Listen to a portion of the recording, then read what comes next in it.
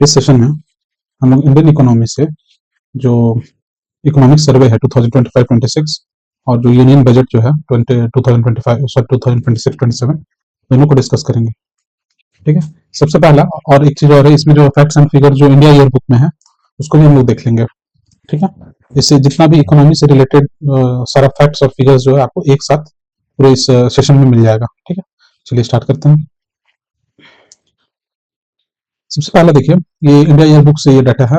ठीक है, एरिया से रिलेटेड, इंडिया का एरिया से रिलेटेड, और ये जो डाटा है आपका, ये है आपका इंडिया ईयर बुक से। ठीक है, ये है आपका इंडिया ईयर बुक।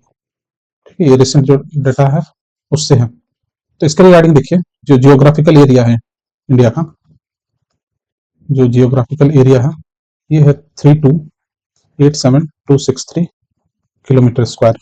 ठीक है, और जो इंडिया का जो परसेंटेज है of total world area, of total world area जो है ये अबाउट 2.42 है। ठीक है, ये आपको जियोग्राफी में भी मिल जाएगी ये फैक्ट। और इंडिया जो है ये 7th लार्जेस्ट है। इंडिया जो है ये 7th लार्जेस्ट है। फिर आ जाइए, परसेंटेज एरिया जो है, percentage area under forest and tree cover, ये है आपका 25.17%। ठीक है, लार्जेस्ट एरिया, ये सब फैक्ट्स पूछता है। ठीक है, लार्जेस्ट एरिया जो है ये आपका यूपी, सॉरी, लार्जेस्ट एरिया है आपका राजस्थान का। ठीक है, और जो स्मॉलेस्ट एरिया है, स्मॉलेस्ट एरिया जो है ये है आपका गोवा का। ठीक है, उसके बाद है आपका जो लार्जेस्ट यूनियन टेरिटरी है। ठीक है, जो लार्जेस्ट यूनियन टेरिटरी है वो है आपका लद्दाख। ठीक है, और जो स्मॉलेस्ट यूनियन टेरिटरी है वो है लक्षद्वीप। लक्षद्वीप। ठीक है, net sown area, net sown area है आपका 43% के अबाउट, 42 पॉइंट समथिंग है, तो 43% है। ठीक है, और जो लैंड बॉर्डर है, जो लैंड बॉर्डर है, इंटरनेशनल लैंड बॉर्डर जो है ये है आपका 15,106 किलोमीटर। सिमिलरली जो कोस्ट लाइन है ये भी रिवाइज हुआ है। ठीक है, ये 7500 से बढ़कर हो गया है अभी 11,098 किलोमीटर। ठीक है, 11,098 किलोमीटर। और जो इंडिया का exclusive economic zone, exclusive economic zone जो है इंडिया का, ये है आपका 12th लार्जेस्ट, 12th लार्जेस्ट है। ठीक है, ये हो गया आपका एक फैक्ट। अब आ जाइए, इसी में हम लोग देखते हैं पॉपुलेशन से रिलेटेड। ये भी आपका इंडिया ईयर बुक से है, ये भी डाटा पॉपुलेशन। और इसमें आपका सेंसस जो है 2011 का वो हम लोग यूज कर रहे हैं, मतलब इसमें जो भी डाटा है सेंसस 2011 का है। ठीक है, तो इसमें देखिए, इसमें जो टोटल पॉपुलेशन है इंडिया का वो सेंसस 2011 का जो टोटल पॉपुलेशन है।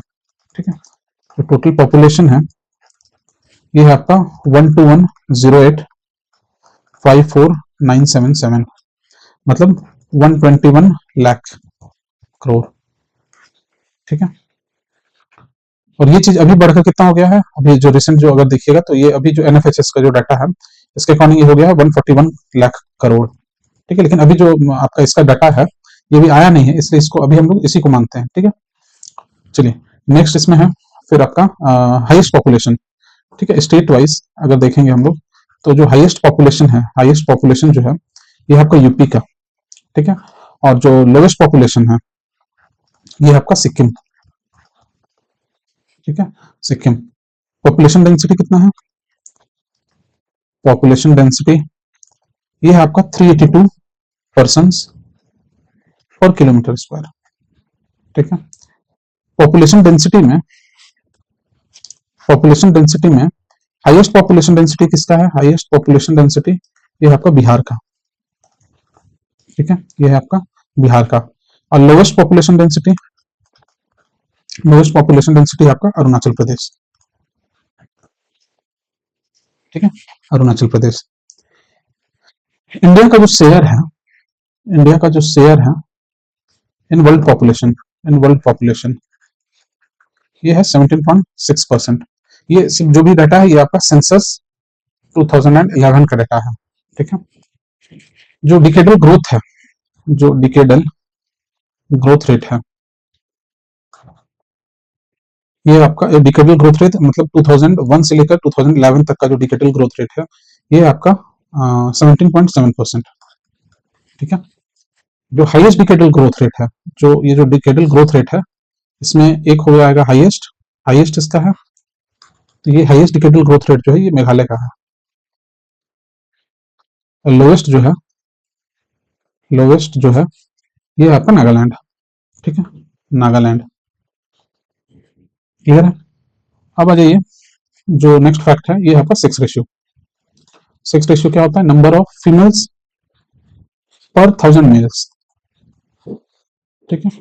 और ये कितना है? तो ये है आपका 943 सेक्स रेशियो। ठीक है। अब सेक्स रेशियो में जो हाईएस्ट है, सबसे हाईएस्ट जो है वो है आपका केरला। ठीक है, 1084। और सबसे जो लोवेस्ट है ये है आपका हरियाणा। ये तो हरियाणा बहुत, जो बेटी बचाओ बेटी पढ़ाओ उसके समय ये बहुत न्यूज में रहा था हरियाणा। और यहाँ पर सिर्फ 877 फीमेल्स है पर 1000 मेल्स, तो ये लोवेस्ट है। फिर है आपका child sex ratio. Child sex ratio ये है आपका 929। ठीक है।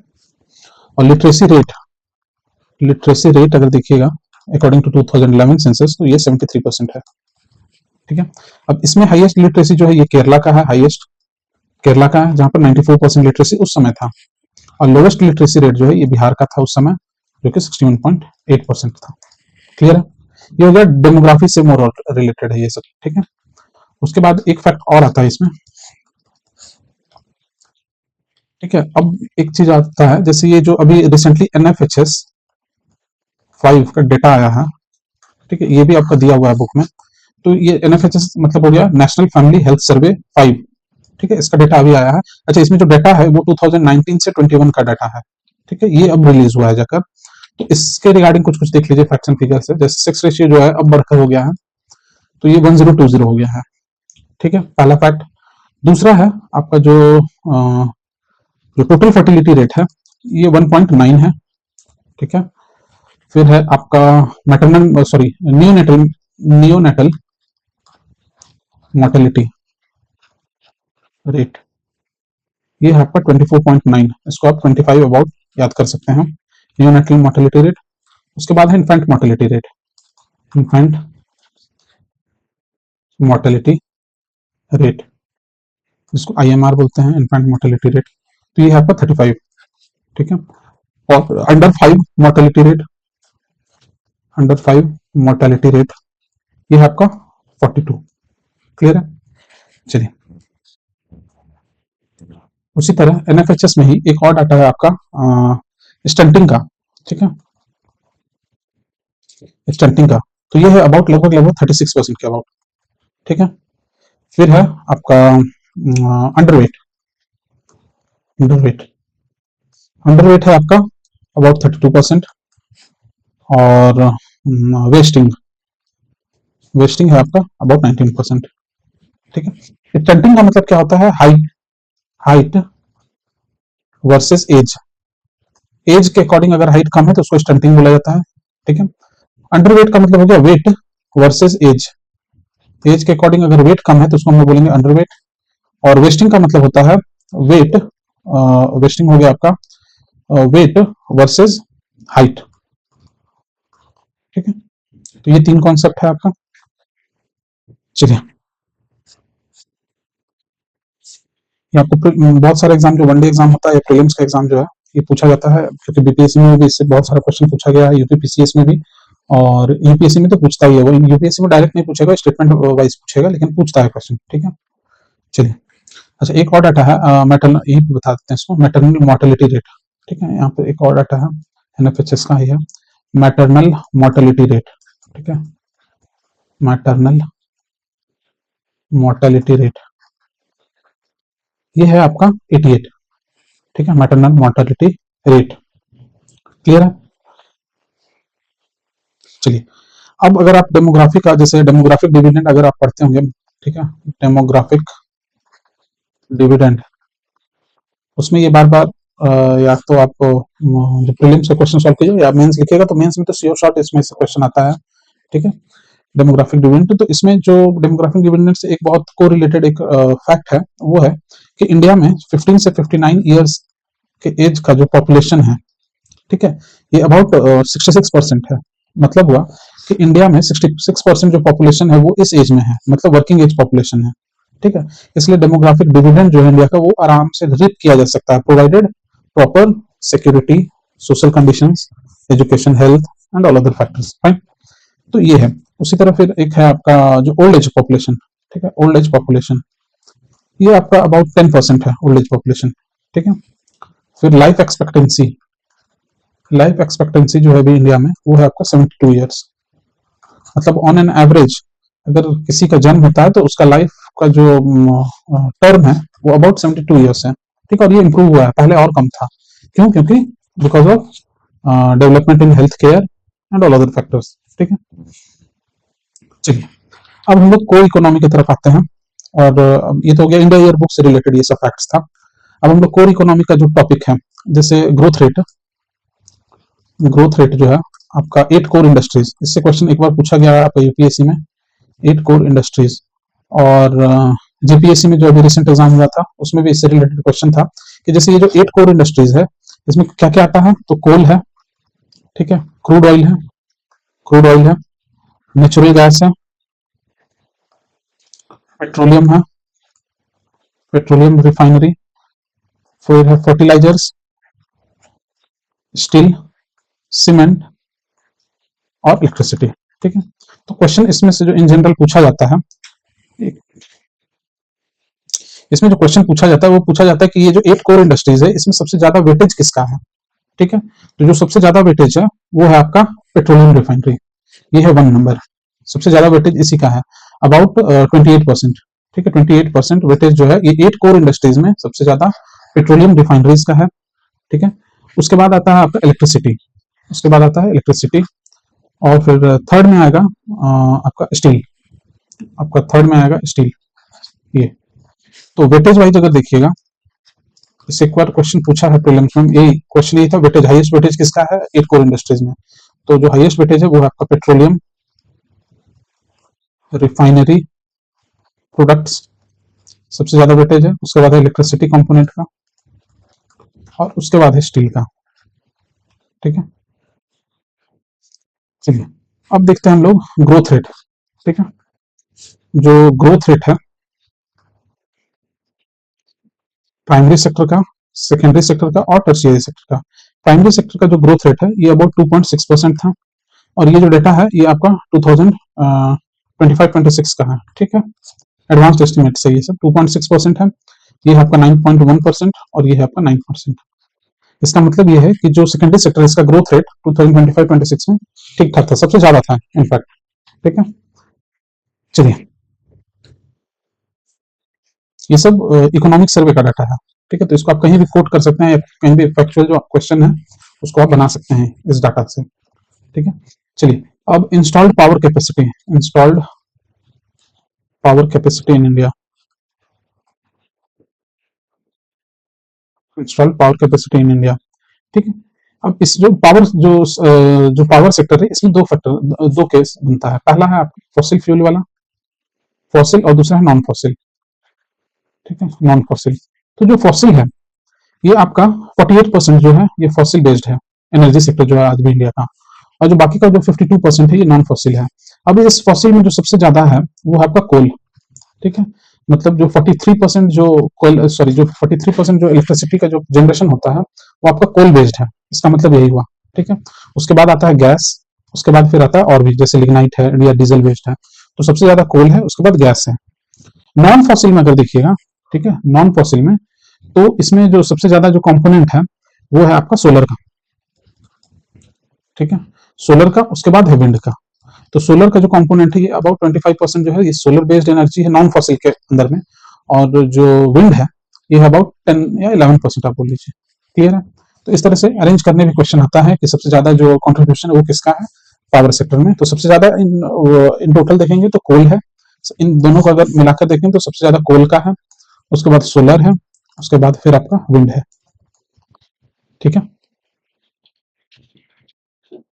चलिए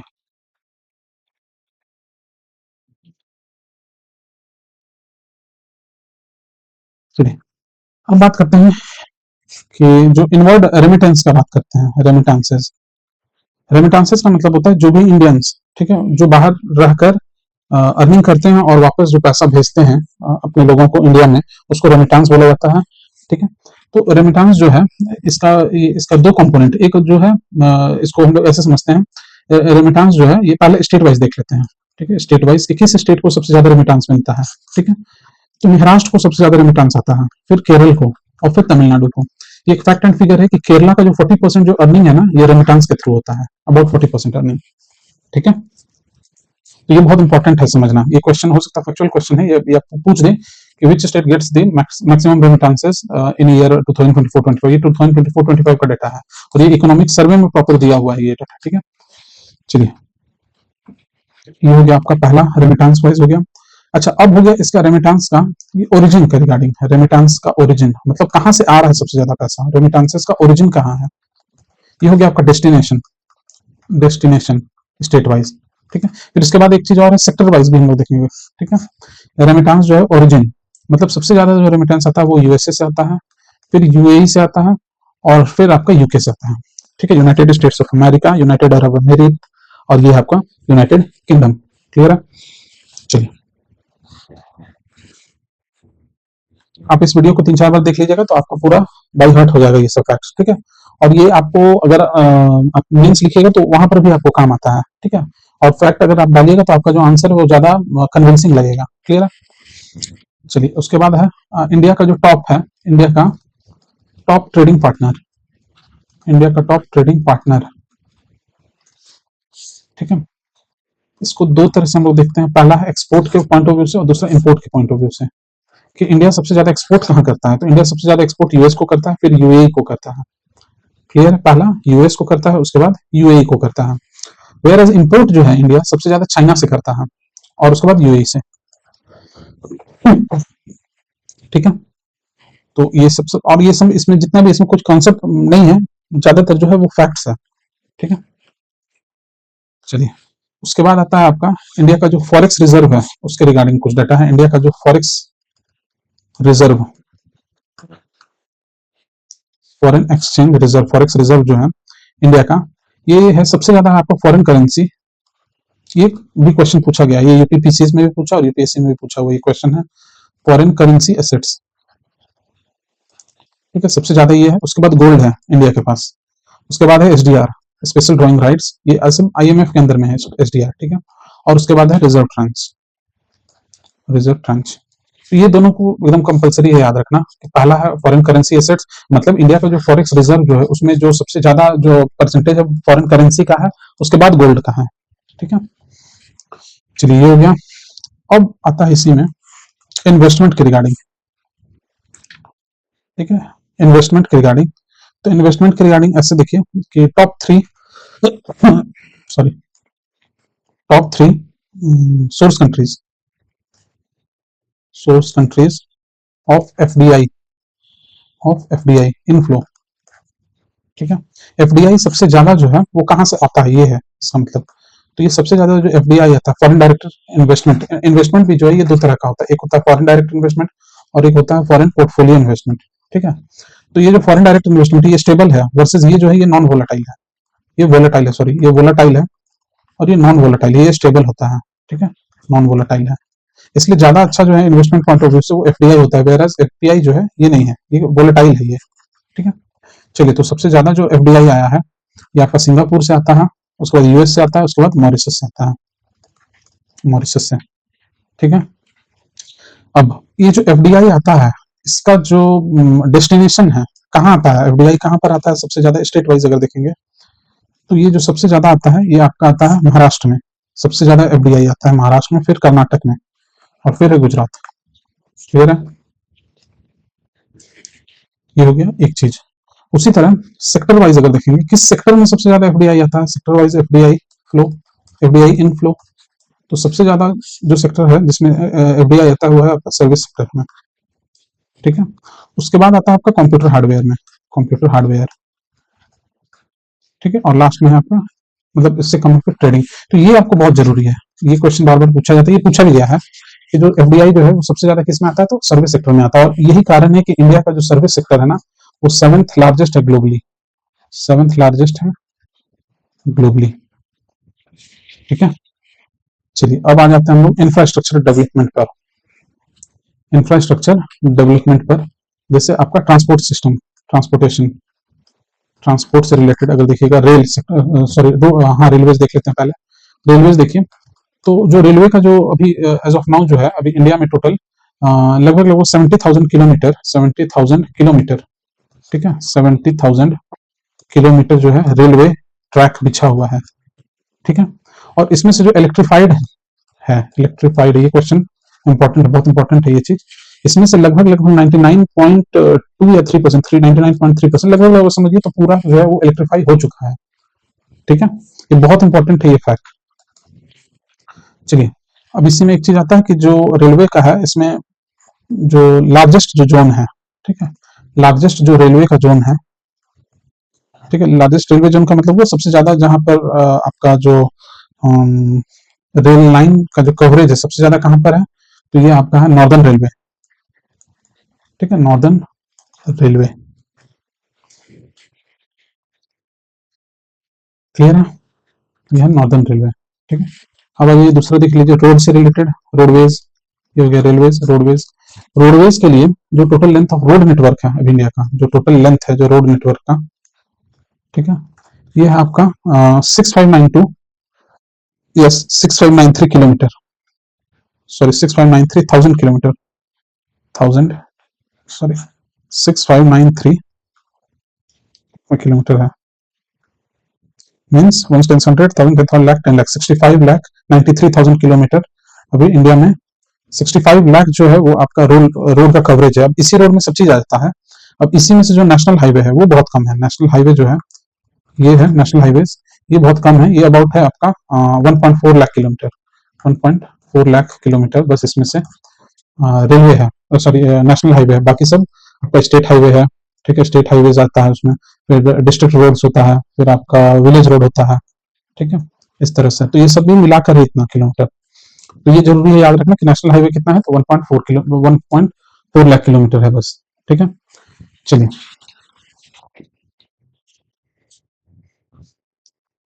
अब आ जाते हैं हम लोग बजट पर। ठीक है, बजट से रिलेटेड कुछ डाटा देख लेते हैं। ये जो यूनियन बजट है, यूनियन बजट 2026-27, उससे रिलेटेड कुछ डाटा फैक्ट्स देख लेते हैं हम। ठीक है, तो सबसे पहला जो है इसमें है आपका जो टोटल एक्सपेंडिचर। ठीक है, टोटल एक्सपेंडिचर, और ये आपको एकदम पॉइंट टू पॉइंट एकदम जो कट थ्रोट एकदम करेक्ट है ये। ठीक है, इसमें कोई गड़बड़ नहीं है, इसलिए आप इस फिगर को याद कर सकते हैं, रख सकते हैं। ये आपका 5347,315 करोड़। ठीक है, इसमें से इस ये जो एक्सपेंडिचर है ना, 1,10,000, 10 लाख 53 लाख करोड़ के अबाउट, इसमें से जो इंटरेस्ट पेमेंट है, ठीक है, इसमें से जो इंटरेस्ट पेमेंट है ये है आपका 26% के अबाउट। ठीक है, इंटरेस्ट पेमेंट है, और जो रेवेन्यू रिसिप्ट है, ठीक है, इसको यहाँ लिख लेते हैं, रेवेन्यू रिसिप्ट जो है, रेवेन्यू रिसिप्ट जो है ये इस अमाउंट का जो है 40% है, सॉरी सॉरी ये वाला जो है ना ये 40%, सॉरी एक मिनट,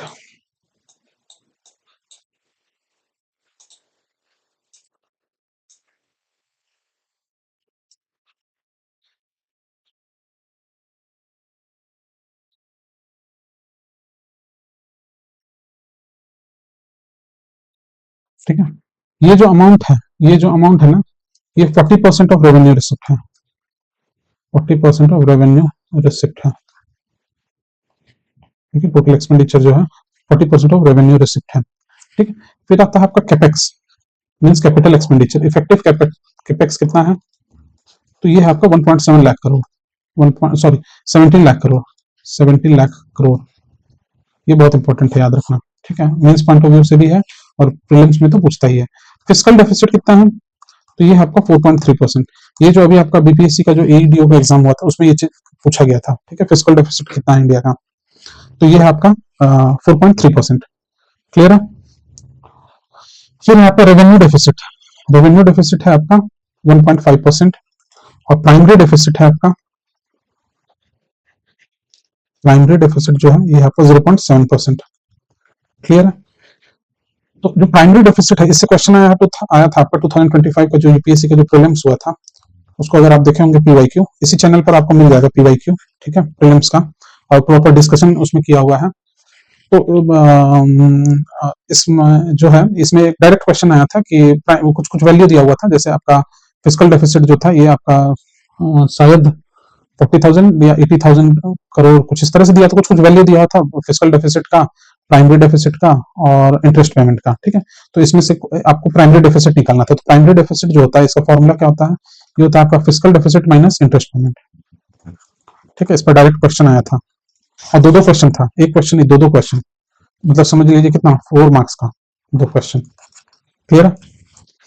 चलिए, फिर है आपका अगला जो फैक्ट है इसमें, डेब्ट टू जीडीपी रेशियो। डेब्ट टू जीडीपी रेशियो ये है 55.6% ऑफ जीडीपी। ये इंडिया का डेब्ट टू जीडीपी रेशियो है, ठीक है। और ये इसलिए ये इंपॉर्टेंट है क्योंकि अभी जो एज ऑफ नाउ जो है, अभी एमिड ग्लोबल अनसर्टेनिटी और स्लो डाउन जो चल रहा है ग्लोबली, इसके बावजूद इंडिया का जो डेब्ट टू जीडीपी रेशियो है ये ठीक ठाक 55% है, बहुत ज्यादा नहीं है। एज कम्पेयर टू बहुत सारा डेवलप्ड नेशंस देखिएगा, उसका डेब्ट बहुत ज्यादा है, ठीक है। तो जैसे आप यूएस का डेब्ट अगर देखिएगा, यूएस का डेब्ट जो है ये अबाउट 15 ट्रिलियन है। आप सोच कर देखिए, इंडिया का जो जीडीपी है उसका 4 गुना है यूएस का सिर्फ डेब्ट उधारी, ठीक है। तो ये बहुत ज्यादा है एज कम्पेयर टू इंडिया का। खैर, उसका इकोनॉमी भी बहुत बड़ा है, लेकिन ये चीज अभी जानना इसलिए जरूरी है कि डेब्ट टू जीडीपी रेशियो इंडिया का ठीक ठाक है और रेजिलियंट है। क्यों? क्योंकि जो एक्सटर्नल डेब्ट है वो बहुत कम है, अबाउट 5% है, एज कम्पेयर टू जो इंटरनल डेब्ट है, मतलब विद इन जो इंडिया के अंदर जो उधारी लिया गया है, ये है 95%। इसीलिए हम लोग को जो सॉवरन राइट्स जो इंडिया का, वो उसमें कहीं कुछ लॉस नहीं है। क्लियर है? तो ये एक फैक्टर था। चलिए, अब हम लोग आते हैं आपका एक्सपेंडिचर से रिलेटेड है। जैसे रुपी जो है ये आता कहाँ से है? रुपी कम्स फ्रॉम, सब फैक्ट्स है, ठीक है। सबसे जो ज्यादा पैसा जो आता है वो आता है आपको बोरोविंग से, ठीक है। बोरोविंग से सबसे ज्यादा पैसा आता है। उसके बाद आता है आपका कॉर्पोरेट टैक्स, ठीक है। उसके बाद आता है आपका इनकम टैक्स। क्लियर है? इनकम टैक्स, ठीक है, ये बहुत इंपॉर्टेंट है, याद रखना।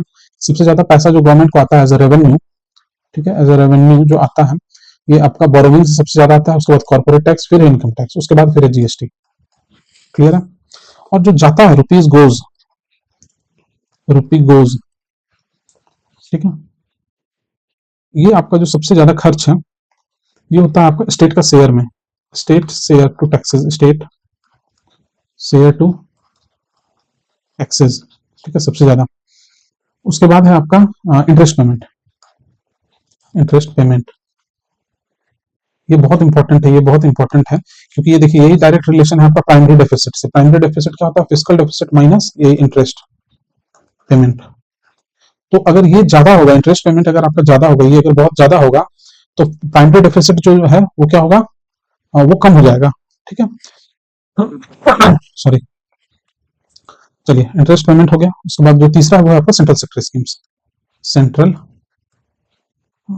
स्कीम्स।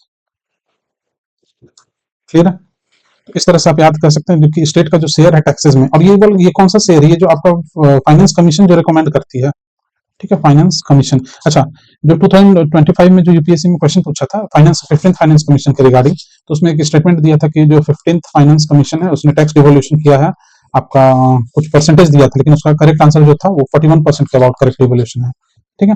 तो सिमिलरली जो अभी रिसेंटली कॉन्स्टिट्यूटेड है ये है 16th फाइनेंस कमीशन, और इसके चेयरमैन जो थे वो थे श्री अरविंद पनगरिया, ठीक है।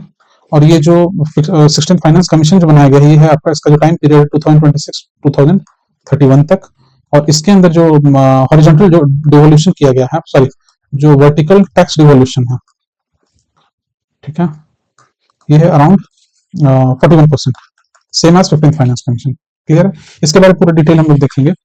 अभी एज ऑफ नाउ ये चीज आप समझिए कि जो ये वाला जो पार्ट है स्टेट का शेयर टू टैक्सेस जो है 16th फाइनेंस कमीशन में कितना है? तो 41% है, ठीक है, इसी को हम लोग वर्टिकल टैक्स डिवोल्यूशन बोलते हैं। चलिए, ये हो गया।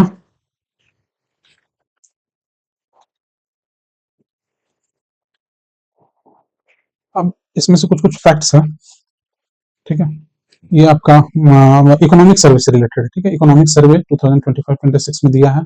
इंडिया का जो बैंकिंग सिस्टम है उससे रिलेटेड है कि ग्रॉस एनपीए जो है, ग्रॉस एनपीए जो है अभी इंडिया का, ये कम होकर कितना हो गया है, तो ये कम होकर हो गया आपका सिर्फ 2.24%, ठीक है, एज ऑफ 2025। वेयर एज ये जो ग्रॉस एनपीए 2 डिजिट में था, ठीक है, ये 11.18% था 2018 में, जो डबल डिजिट था वहां से घटकर अभी ग्रॉस एनपीए मात्र 2.2% है, तो ये अच्छा है, ठीक है। ये आपका बैंकिंग सिस्टम का हेल्थ को बताता है, ठीक है, फिजिकल हेल्थ के बारे में। फिर फिर आ जाता है आपका जो हम लोग कैपिटल एक्सपेंडिचर जो देखें, जो हम लोग कैपिटल एक्सपेंडिचर देखें, जो इफेक्टिव कैपिटल एक्सपेंडिचर, वो था आपका 17 लाख करोड़, 17 लाख करोड़, जो कि कितना है, 1.7% है जीडीपी का, 1.7% ऑफ जीडीपी है कैपेक्स, ठीक है। चलिए, फिर है, सॉरी, ये आपका ये थोड़ा सा गलत हो गया हम, ये जो है ये आपका 1.7% ऑफ जो जीडीपी है ना, ये आपका था प्री पैंडेमिक एरिया में, प्री पैंडेमिक एरा में था, ठीक है। और ये अभी बढ़कर ये वाला जो है ये 4% ऑफ जीडीपी हो गया है, सॉरी, ठीक है। ये जो 70 लाख करोड़ जो इफेक्टिव कैपेक्स है, ये कितना है जीडीपी का, तो 4% है, ठीक है, 4% ऑफ जीडीपी है। ये इंपॉर्टेंट, ये क्वेश्चन पूछा जाता है, इसलिए इसको याद रखिएगा।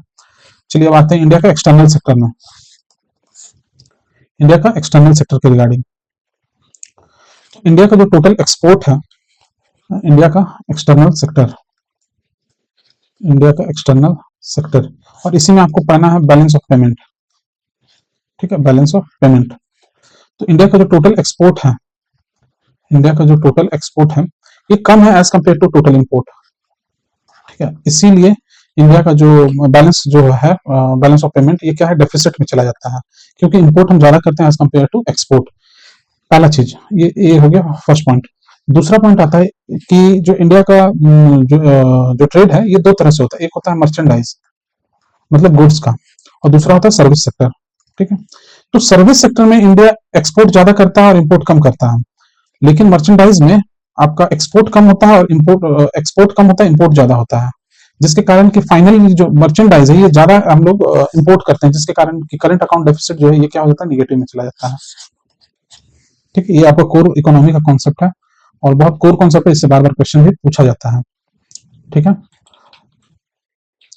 और इसमें से एक दो फैक्ट और है कि इंडिया का जो शेयर है अभी, ठीक है, ये भी आपका एक्सटर्नल सेक्टर से ही रिलेटेड है।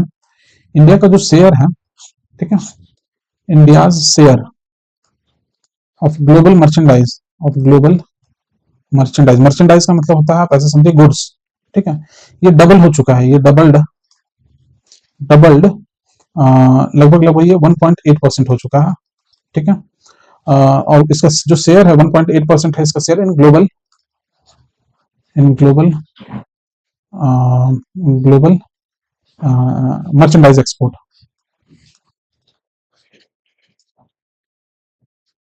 ठीक है। इसी के कंपैरिजन में अगर देखेंगे एक्सपोर्ट का, तो जो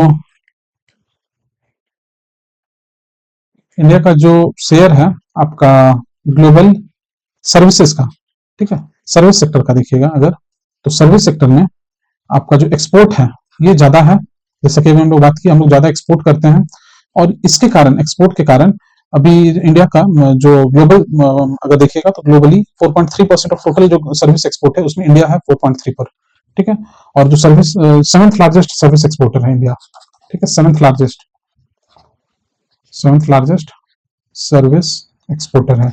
ये आपका एमपीपीसीएस का एग्जाम हुआ था, उसमें ये फैक्ट पूछा था, ठीक है, लास्ट ईयर।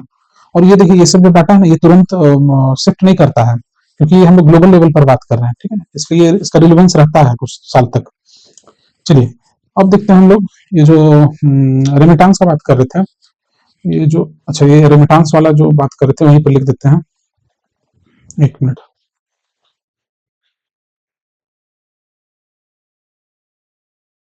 ये एफडीआई का बात हुआ, ये रेमिटांस का, ठीक है। तो जो रेमिटांस है, इंडिया में जो रेमिटांस आया था 2024-25 में, ये था आपका 73 बिलियन, ठीक है, सॉरी, ये आपका जो रेमिटेंस का हम लोग बात कर रहे हैं, ये आपका लगभग लगभग आपका 140 बिलियन डॉलर के अबाउट चला जाता है। ठीक है, 140 बिलियन डॉलर। क्लियर है? चलिए, उसके बाद आ जाते हैं,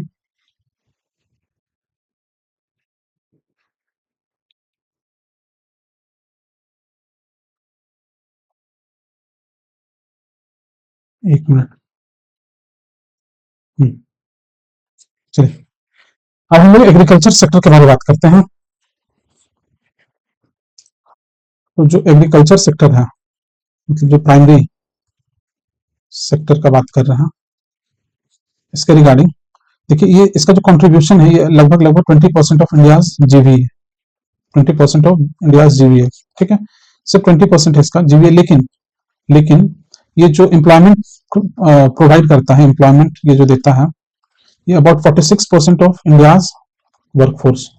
इंडिया में अगर 100 लोग काम कर रहे हैं, तो उनमें से जो 46 लोग है, 46% जो लोग हैं, 46 लोग, वो सिर्फ और सिर्फ एग्रीकल्चर पर डिपेंडेंट है, एग्रीकल्चर और एलाइड सेक्टर पर। ठीक है, तो ये फैक्ट है। ठीक है, और एग्रीकल्चर एंड एलाइड सेक्टर के अंदर एक सब सेक्टर आता है आपका लाइव स्टॉक। ये बहुत इंपॉर्टेंट और ये बहुत इंप्रेसिव है, क्योंकि ये जो लाइव स्टॉक है ना, ये आपका प्राइमरी सेक्टर को, मतलब एग्रीकल्चर एंड एलाइड सेक्टर को बहुत हद तक रेजिलियंट रखा है। ठीक है, और इसका ग्रोथ रेट जो है वो बहुत इंप्रेसिव है। ठीक है, क्योंकि अगर ये देखेंगे तो इसका जो ग्रोथ रेट है, ये 7.1% के अबाउट है, ग्रोथ रेट हम बोल रहे हैं। ठीक है, मतलब अगर लास्ट ईयर अगर 100 रुपया का इसके कारण जो ग्रोथ हुआ, सॉरी, अगर अर्निंग था, तो कमिंग ईयर 107 रुपीज होगा।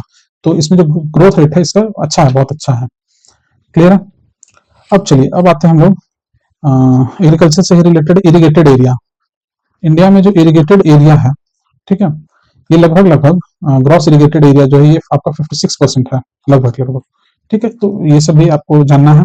इरिगेटेड एरिया, इसका मतलब जो रेन फेड एरिया है, जो रेन फेड एरिया है, वो 100 से माइनस कर दीजिए 56, तो मतलब 44% के अबाउट है आपका rain fade area. Rain fade area का मतलब होता है, अच्छा, इन दोनों का मतलब क्या है, कि मान लीजिए इंडिया है, ठीक है, इतना बड़ा मान लेते हैं इंडिया है, तो इंडिया का जो नेट सोन एरिया है, वो अबाउट लगभग लगभग 50% के अबाउट सोन एरिया है। मतलब जो 50% एरिया है, उसमें खेती होता है, इसका मतलब यही हुआ sown area, SOWN, sown area. ठीक है, अब इस 50% एरिया का जो 56% पार्ट है, ठीक है, जो 56% पार्ट है, ये पूरा पार्ट, ये जो है, ये आपका इरिगेटेड है। इरिगेटेड का मतलब है आपका प्रॉपर इरिगेशन फैसिलिटी प्रोवाइडेड है इस रीजन में।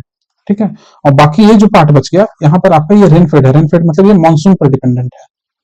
ठीक है, इसका मतलब यही हुआ। और इससे ये जो टॉपिक है, इससे आपको मेंस में भी आता है क्वेश्चन, क्योंकि इंडिया जो है बहुत ज्यादा मानसून रेन पर डिपेंडेंट है, इसलिए। ठीक है, चलिए, फिर आता है आपका फूड प्रोसेसिंग इंडस्ट्री। ठीक है, food processing industry, food processing industry. ठीक है, और ये जो फूड प्रोसेसिंग इंडस्ट्री है ना, ये one of the largest employment provider है, one of the largest employment provider है in manufacturing sector, in manufacturing sector. ठीक है, और ये जो फूड प्रोसेसिंग सेक्टर है, इसके कारण इंडिया का जो एग्री एक्सपोर्ट है, ठीक है, एग्री एक्सपोर्ट जो है, ये इंडिया का अभी रिसेंट डाटा है, ये आपका 51 बिलियन के अबाउट पहुंच चुका है, 51 बिलियन डॉलर। ठीक है, चलिए, फिर आता है नेक्स्ट आपका इंडस्ट्री, जो आपका सेकेंडरी सेक्टर है।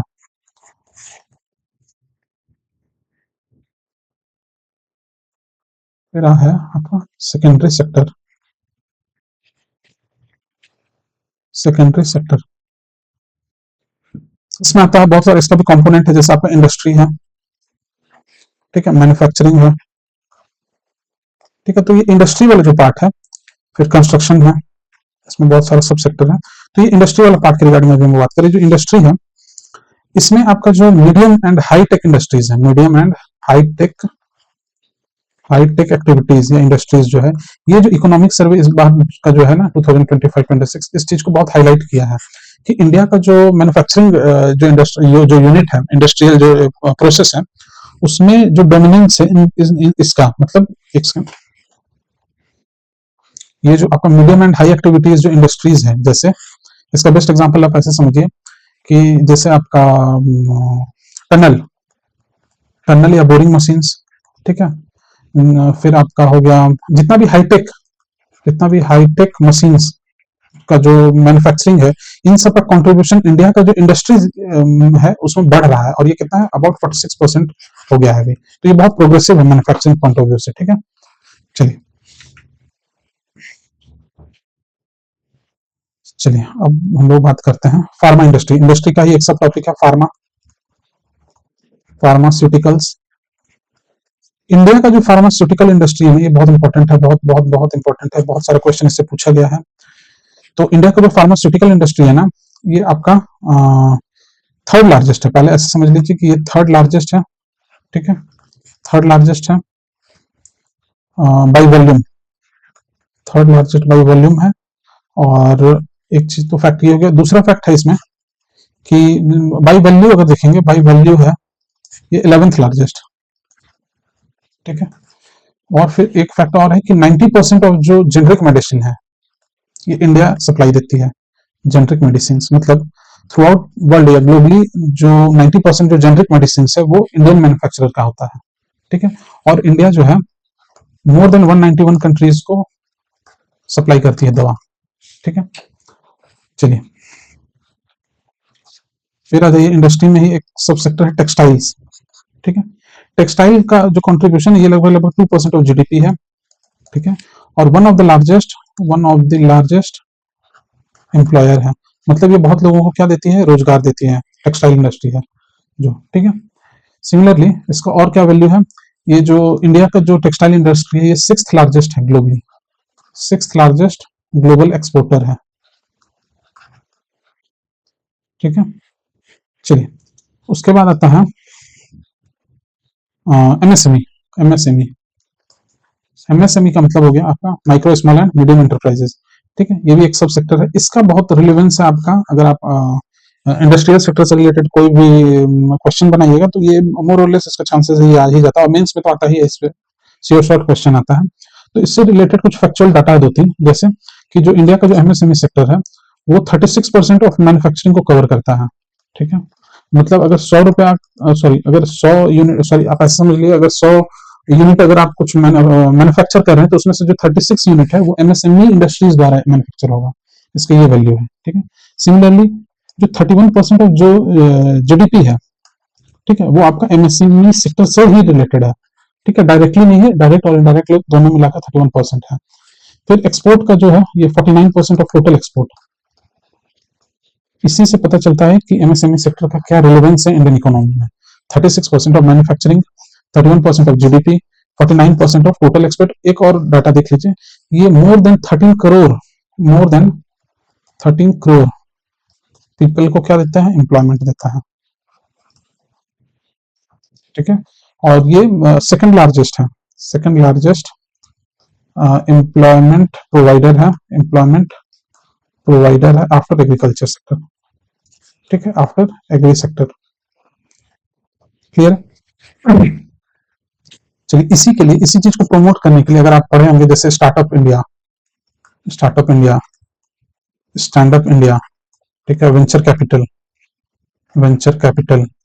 ठीक है, स्टार्टअप पॉलिसी, स्टार्टअप पॉलिसीज, फिर आपका आत्मनिर्भर भारत, आत्मनिर्भर भारत का जो पैकेज था, आत्मनिर्भर भारत पैकेज, ये भी इसी चीज को प्रमोट करता है, ये एमएसएमई सेक्टर को, ठीक है। अच्छा, ये जो सेल्फ रिलायंस जो है इंडिया, आत्मनिर्भर भारत पैकेज जो है, इसके अंदर 50,000 करोड़ दिया गया था एमएसएमई को रिवाइव करने के लिए, ठीक है। चलिए ये हो गया, हम लोग प्राइमरी कर लिए, सेकेंडरी कर लिए। टर्शियरी सेक्टर के बारे में थोड़ा सा देख लेते हैं, सर्विस सेक्टर, ठीक है। फिर इन डिटेल पढ़ेंगे इंडिविजुअल एक एक यूनिट को, सब सेक्टर्स को। अभी एक ओवरव्यू ले रहे हैं। तो जो सर्विस सेक्टर है इंडिया का वो 7th लार्जेस्ट, जैसे कि हमने बात की, 7th लार्जेस्ट एक्सपोर्टर है, 7th largest exporter of services globally, ठीक है। ये हो गया। उसके बाद है कि और ये जो सर्विस सेक्टर ये क्या है, लार्जेस्ट एफडीआई को अट्रैक्ट करता है, ठीक है। एफडीआई जो है सबसे ज्यादा कहाँ आता है, तो सर्विस सेक्टर में आता है, इसका मतलब ये हुआ, ठीक है। अगर आपको कंटेंट अच्छा लगा हो तो वीडियो को लाइक कीजिए और चैनल को सब्सक्राइब कीजिए। Thank you.